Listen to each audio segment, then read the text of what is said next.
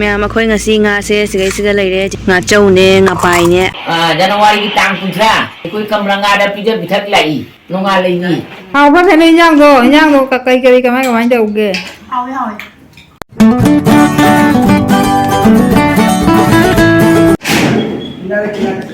Hello ma'am, ahal waktu dah ma'am purong kue kong nak kumjari. Ma'am ngasih di ai ani shuba pija bithak wajah ni. Ado kana lak tu ini habeda cici awak komo family lak ni. Bako ado ma'am cici awak family laga. Hai di ai dum hai dum macam adum hapcar ke ado hujik se mamana jubi koi ya bako ado jubi gi tan hau na bai na ini nahan pitharol hau bodo. Ado itu hau raga dum moy laga dum camin na bagi hai na ne. Ado di ma'am jeng minar se makata na. Ado ma'am siga ai gitanje haubo haugatle ado siga ai hujik ahum khakti haugatle bako ado sigi tanje haubo se matam yam kui changi kai gino adi mai se low flame da tawga yare haidi haubani na ko ado siga mahi se strong launa sumai laire adu siga jubi angobani kismis hapaga chini hapaga ngobani bako ado ai hujik siga jubi hapchalle adu roll tawdone bako tanje phakat pa yare haiba matang duga roll tawdoni mamange sangranti gi blog to so aina sigi tanje hawbagi recipe hapchagi bane ba duga di phajana aina hapchagi bane ado ngasi di phajana hapangam jadre ka yunadi matam do kona dra ba ngonda dugini ado mamana nakana su chahau tan haure ba ko ado su na ba jengalakke ai se loiraga ko ado smaina dum hari yare ga thaw yaw da bida dum hawdone smaina ko loire sai se matam di kui changi aduna ai hujik kano tawriya ba haugali jangna ado mama nakanda su chahau tan hauriya bane ado su chengala ge siga leire mama chahau tan hauri som nakanda aduga mama na khara ma haure siga ko yam haure ne ma'am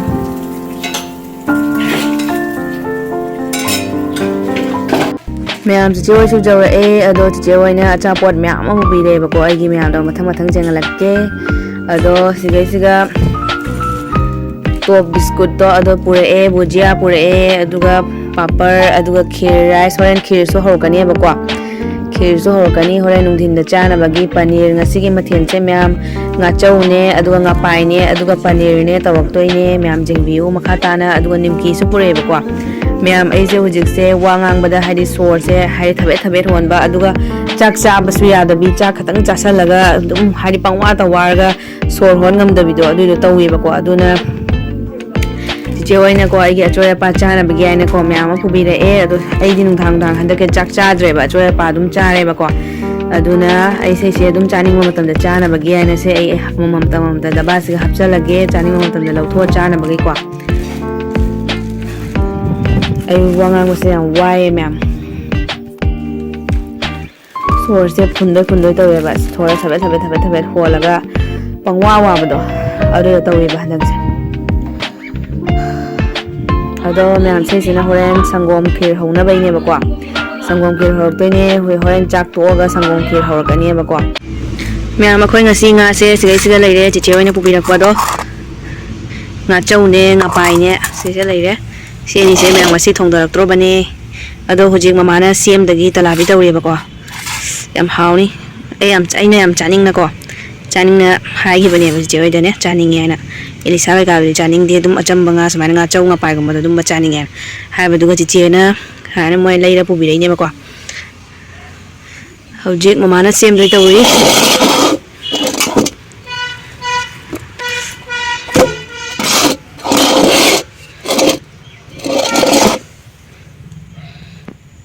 Bala to chon gái gì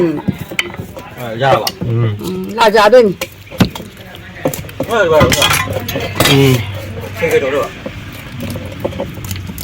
Genga Amenga Pasti cái đồ được hả năng mày ăn nó bữa mà chao ô cổ cái đâu cả thôi cho biết rồi ta được thì cổ phun cái hồ là cái mày ăn nó năng cha vậy rồi cái tàu được rồi cái chỉ cổ phun đừng có phun nó lỏng nó được đừng cái là cái đó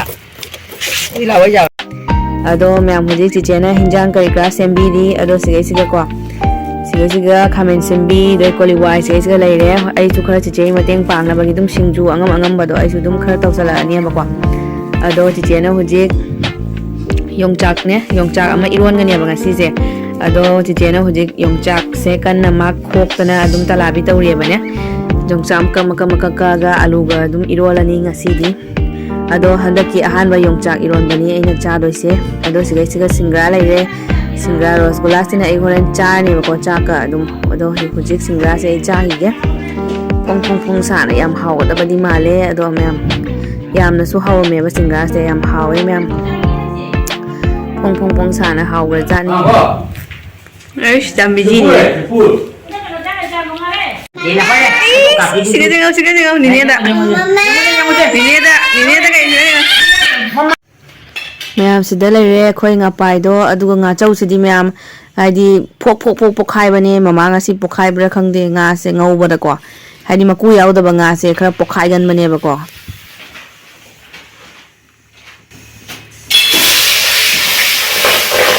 yang ka ni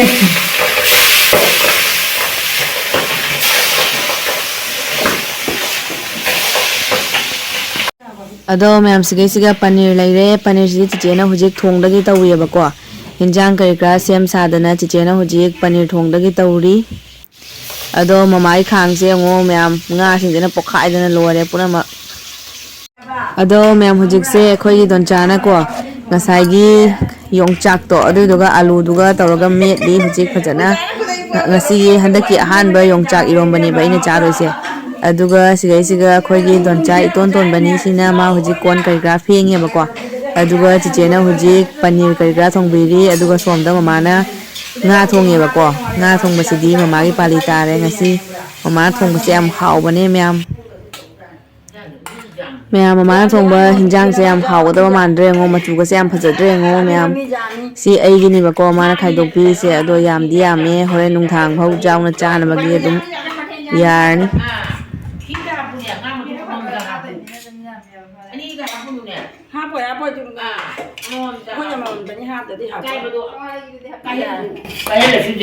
Cuma ada yang habis biru, mai de Có ngài đi thì biểu. Cha đó là anh nè, anh em chào khán giả.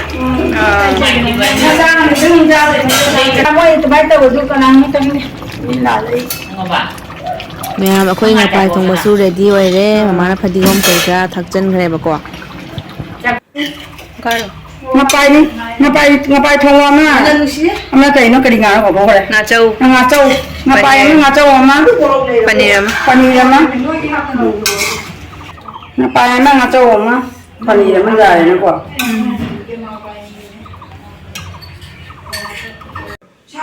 Ma'am ngasi mathel chiga leire nga chau thongba aigi nga chau thongbai sorya se mo ma'am khutchau de si ei loi mak cha badi nga moi hore nungdang ju yaw adum cha do bani ado siga leire ma'am nga pai thongba do nga pai thongba se nga pai se haudo di male cha ga mu har ke ma'am aduga siga leire alu ga yongchak ka aduga mathak ta phadigom cha challe aduga siga leire paneer thongba paneer se chichena thongbi bani ma'am aduga siga leire akhoi singju aduga kangau yaujre bako kangau su dum hapalani aduga papar su yawe kangau siga hape kangau se jena ngau bani myam hawe myam ngasi kangau se ai dum chak khale tap na ko ado siga paparam su hape smain tawga chare myam ai ngasi chi chang na pani ja Cái gì? hao ba thế này nhang rồi cả cây cái mai cái đầu kìa hao rồi Làm hào đấy. nó ngáp nó xuống nó cha là bồ ngao rồi nó ngáp mà bị đi Ngắt một cái gì bị tiêu nhỉ? ngáp mà thì bị đấy bị đi Tiêu nó gọi giờ nó. Dạ chứ. Đi tao ra cầm nó vào. Hoa một năm dài hả? Mai ngã một tí đấy. Mai ngã một tí đấy. Mai ngày trang một tí này. nhưng mà cái con mẹ biết nên là ai mà tiền gì ngoài thì biết đâu Tức là đi phao ở cái mobile Đấy đấy. cho mẹ mặt không? Nó một cha cha tận khôi hôi được khách rồi. nó lấy cái nhà bố kìa không bên hậu Hào rồi. Mai ngày chạy vô. Biết sao bốc suy rồi. Để cái việc này. Con cha lại cha. Tôi là ma'am ngasi chai jang se yam haure chiche ga aduga bai aduga hine moi la na ko ngasi gi ai ani su ba pija mi thagni do chai jang se yam sati na hawe ma'am ꯁꯤꯁꯤꯒ ꯉꯥꯆꯧ ꯂꯩꯔꯦ ꯉꯥꯄꯥꯏ ꯂꯩꯔꯦ ꯑꯗꯨꯒ ꯏꯔꯣꯝꯕ ꯑꯗꯨꯒ ꯄꯅꯤꯔ ꯊꯣꯡꯕ ꯁꯤꯡꯖꯨ ꯀꯥꯡꯉꯧ ꯑꯗꯩ ꯄꯥꯄꯔ ꯃꯊꯦꯜ ꯃꯌꯥꯝ ꯌꯥꯝꯃꯦꯕꯀꯣ ꯈꯨꯍꯥꯎ ꯑꯃꯅꯦ ꯃꯌꯥꯝ ꯉꯁꯤꯗꯤ ꯐꯖꯅ ꯍꯥꯏꯗꯤ ꯄꯦꯟꯖꯕ ꯍꯥꯏꯗꯣ ꯑꯣꯏꯔꯦꯕ ꯉꯁꯤꯁꯦ ꯈꯨꯍꯥꯎ ꯑꯃꯅꯤ ꯈꯨꯍꯥꯎ ꯑꯃꯅꯦ ꯑꯩꯅ ꯄꯥꯝꯕ ꯉꯥ ꯉꯥꯛꯇꯅꯦꯕꯀꯣ ꯍꯥꯏꯗꯤ ꯌꯥꯝꯅ ꯍꯥꯏꯗꯤ ꯃꯅꯝ ꯅꯝꯕ ꯉꯥ ꯀꯩꯀꯥꯗꯣ ꯑꯩ ꯌꯥꯝ ꯍꯩꯅꯗꯦꯕꯅꯦ ꯑꯗꯨꯅ ꯍꯥꯏꯗꯤ ꯉꯥꯄꯥꯏ ꯉꯥꯆꯧ ꯁꯨꯝꯕꯁꯤꯗꯤ ꯃꯅꯝ ꯀꯟꯗꯦꯗꯅꯀꯣ ꯑꯗꯨꯅ ꯌꯥꯝ ꯍꯥꯎꯋꯦ ꯑꯩꯉꯣꯟꯗ ꯌꯥꯝ ꯍꯥꯎꯕ ꯄꯦꯟꯖꯕ ꯍꯥꯏꯕꯗꯣ ꯑꯣꯏꯔꯦ ꯉꯁꯤꯁꯦ ꯑꯗꯣ ꯃꯃꯥ ꯍꯣꯏ ꯁꯣꯝꯗ ꯆꯥꯔꯦꯕꯀꯣ ꯑꯗꯨꯁꯨ ꯌꯦꯡꯍꯜꯂꯛꯀꯦ ꯃꯌꯥꯝꯗ ꯅꯨꯡꯉꯥꯏꯔꯦ ꯑꯝꯇꯪ ꯍꯥꯡꯉ ꯆꯥꯏ ꯉꯥꯆꯧꯁꯤꯁꯨ ꯌꯥꯝ ꯍꯥꯎꯋꯦ ꯉꯥꯄꯥꯏꯁꯨ ꯌꯥꯝ ꯍꯥꯎꯋꯦ ꯏꯔꯣꯝꯕꯁꯦ ꯀꯩꯅꯣꯅꯦꯕ ꯌꯣꯡꯆꯥꯛꯀ ꯑꯂꯨꯒ ꯇꯧꯔꯒ ꯃꯦꯠꯄꯗꯣ ꯑꯗꯨꯏꯗꯨꯅꯦꯕꯀꯣ ꯍꯟꯗꯛꯀꯤ ꯌꯣꯡꯆꯥꯛ ꯑꯍꯥꯟꯕꯅꯤ ꯑꯩꯅ ꯆꯥꯏꯁꯦ ꯑꯍꯥꯟꯕ ꯌꯣꯡꯆꯥꯛꯅꯤ ꯉꯁꯤꯅ ꯍꯟꯗꯛꯀꯤ ꯌꯥꯝ ꯍꯥꯎꯋꯦ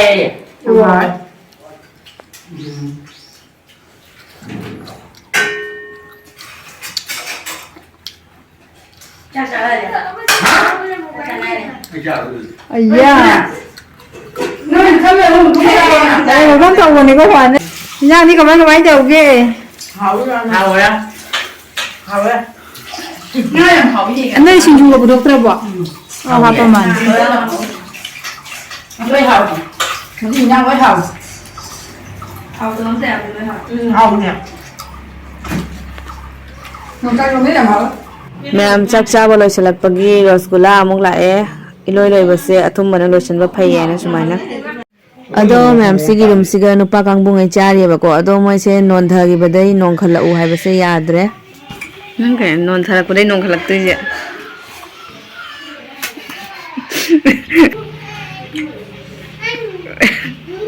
Bruno. Hola, hola. Hola. ê mà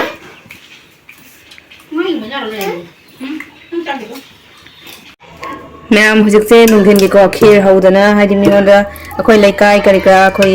ꯖꯦꯟꯅ ꯈꯣꯠꯅ ꯂꯣꯏ ꯂꯣꯏꯔꯦꯕꯀꯣ ꯑꯗꯣ ꯁꯣꯔꯣꯝꯗ ꯑꯩꯈꯣꯏ ꯅꯤꯅꯦ ꯍꯣꯏ ꯀꯔꯤ ꯀꯔꯥ ꯃꯣꯏ ꯆꯥ ꯀꯔꯤ ꯀꯔꯥ ꯊꯛꯅꯔꯤꯑꯕꯀꯣ ꯑꯗꯣ ꯆꯥ ꯊꯛꯅꯕ ꯂꯣꯏꯔꯦ ꯑꯗꯣ ꯑꯩꯈꯣꯏ ꯅꯤꯅꯦꯒꯤ ꯉꯁꯤꯁꯦ ꯌꯨꯇꯨꯕ ꯆꯦꯅꯦꯜ ꯑꯅꯧꯕ ꯑꯃ ꯍꯥꯡꯗꯣꯏꯅꯦ ꯃꯌꯥꯝꯅꯁꯨ ꯑꯗꯨꯝ ꯐꯨꯜ ꯁꯞꯄꯣꯔꯠ ꯇꯧꯕꯤꯌꯨ ꯑꯩꯉꯣꯟꯗ ꯅꯨꯡꯁꯤꯕ ꯑꯗꯨꯃꯥꯏꯅꯀꯣ ꯃꯌꯥꯝꯅ ꯅꯤꯅꯦꯗꯁꯨ ꯑꯃꯨꯛ ꯍꯦꯟꯅ ꯍꯥꯏꯗꯤ ꯁꯞꯄꯣꯔꯠ ꯇꯧꯕꯤꯌꯨ ꯅꯨꯡꯁꯤꯕꯤꯌꯨꯕꯀꯣ ꯑꯗꯣ ꯑꯥꯗ ꯆꯠꯂꯁꯤ ꯑꯗꯨꯒ ꯃꯌꯥꯝ ꯌꯦꯡꯉꯨꯔꯁꯤ ꯑꯗꯨꯗꯤ ꯃꯌꯥꯝ ꯉꯁꯤꯁꯦ ꯅꯤꯅꯦꯒꯤ ꯌꯨꯇꯨꯕ ꯆꯦꯅꯦꯜ ꯑꯦꯀꯥꯎꯟ ꯑꯃ ꯍꯥꯡꯕꯅꯤ ꯑꯗꯨꯒꯤ ꯏꯟꯇ꯭ꯔꯣꯒꯤ ꯃꯥ ꯍꯧꯖꯤꯛ ꯏꯔꯤꯑꯕ ꯀꯟꯅꯀꯣ ꯑꯗꯣ ꯃꯌꯥꯝꯅ ꯐꯨꯜ ꯁꯞꯄꯣꯔꯠ ꯇꯧꯕꯤꯌꯨ ꯅꯤꯅꯦꯗ ꯈꯨꯔꯨꯝꯖꯔꯤ ꯑꯍꯥꯟꯕꯗ ꯑꯩꯍꯥꯛꯀꯤ ꯏꯟꯇ꯭ꯔꯣꯗꯛꯁꯟ ꯃꯌꯥꯝꯗ ꯄꯤꯖꯒꯦ ꯑꯩꯒꯤ SMT Prabhabati Singha retired HM of Jogaimuthra middle school ꯉꯁꯤ ꯐꯦꯕ꯭ꯔꯨꯋꯥꯔꯤ ꯇꯥꯡ 30 ꯂꯩꯕꯥꯛꯄꯣꯛꯄ ꯅꯨꯃꯤꯠ ꯌꯥꯏꯐꯔꯕ ꯅꯨꯃꯤꯠꯁꯤꯗ ꯈꯨꯅꯧ ꯍꯥꯏ ꯁ꯭ꯀꯨꯜꯒꯤ ꯑꯣꯖꯥ ꯒ꯭ꯌꯥꯅꯦꯟꯒꯤ ꯃꯆꯥꯅꯨꯄꯤ ꯅꯣꯡꯉꯥꯂꯩꯒꯤ ꯊꯥ 10 ꯁꯨꯔꯛꯄꯒꯤ ꯄꯤꯖ ꯄꯤꯊꯛ ꯂꯥꯛꯄꯁꯤꯗ ꯀꯝꯕ꯭ꯔꯪꯒ एसोसिएशन ओजा आनंदो सिंहोगा फमीनरी जामना नुआइजरे लागिबा एसोसिएशन की फाउंडेशन डे की मरमदसु वारी वताई खरा मागा सानाजरे मा बुसु फेब्रुवारी तांग 10 की मीटिंग दा जाउबिनबा हाइजरे एकोगी एसोसिएशन की न्यूज लेटर पुथोकपगी मरमदसु खना नैनरे जामना नुआइजरे ngasiदी matangsida ayhak loisanjaragi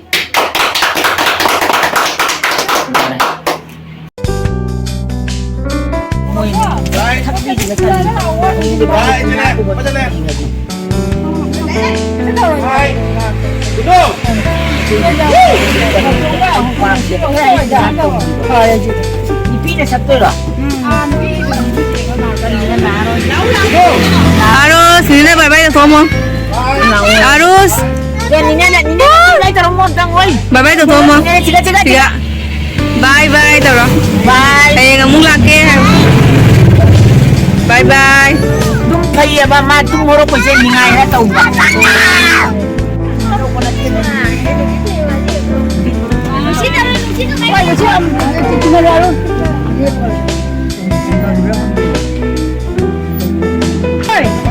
ôi pero nó chỉ là lỗi nhau tổng đồng đi chẳng ai làm gì vậy bà